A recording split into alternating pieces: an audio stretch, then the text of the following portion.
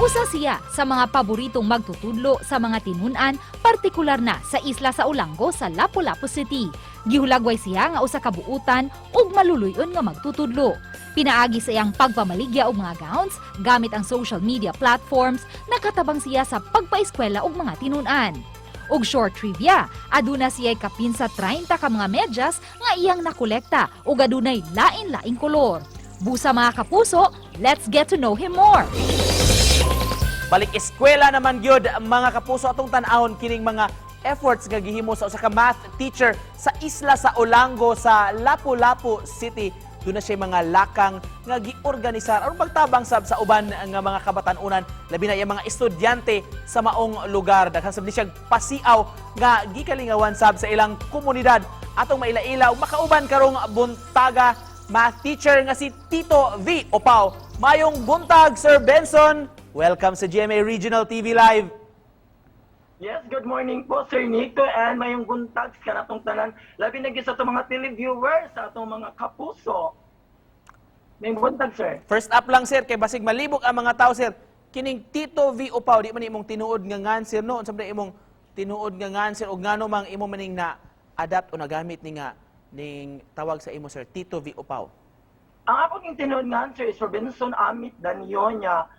Ako gianggaan kog Tito V. Opao kay tungod mutahod man gid sila nako sa akong mga pagumangkon niya na ako mga kailad diri ni sunod na lang pud sila og kanang tawag og Tito V hangtod nga tawag na jud kog Tito V Opao kay pirmi man ko magpa-Opao gyud. We learned nga dili ka kutob sa pagtudlo, sir, pero magtutudlo sab ka nga mutabang gyud sa atong mga estudyante nga nanginahanglan labi na kining naglisod gyud, sir, og tapos sa pag-eskwela. Unsa may nakapaagni nimo sa pagbuhat ini?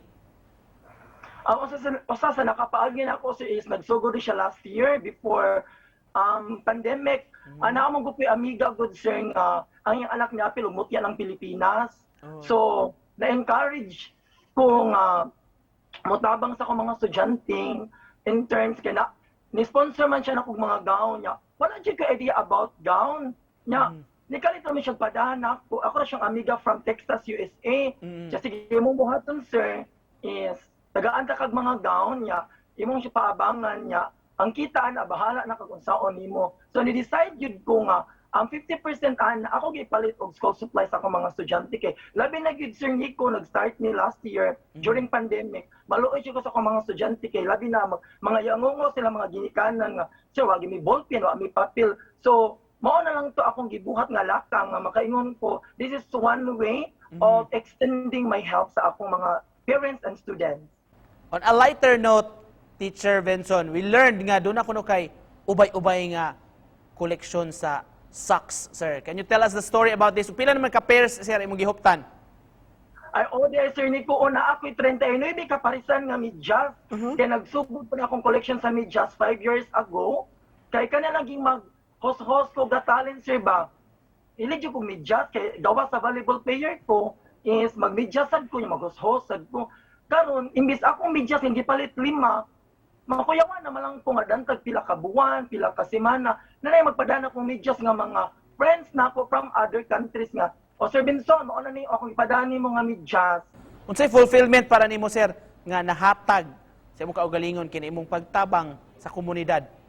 Satisfaction and contentment siya nga. You're not only dealing math subjects, but you're also inculcating values of sharing and generosity. Finally, Teacher Benson, kung doon na kay mahatag o sa imong gusto ipaambit nga mensahe sa atong mga viewers ro buntaga. Don't stop learning. Don't stop dreaming. Because ikaw ra gid sa imong kaugalingon ang bugtong wipo nga makigsandurot ning laraw sa atong kinabuhi o pakigbisog sa bagang duot sa ato ang mga laraw sa ato ang life. Alright, daghan kayong salamat sa pag-uban kanamo karong buntaga, pagpaambit og good vibes og kalinghawan sa atong mga viewers. Of course, impormasyon gikan sa Olango Island, mga kapuso, si Sir Robinson o si Tito V. Opao. Daghang salamat, sir!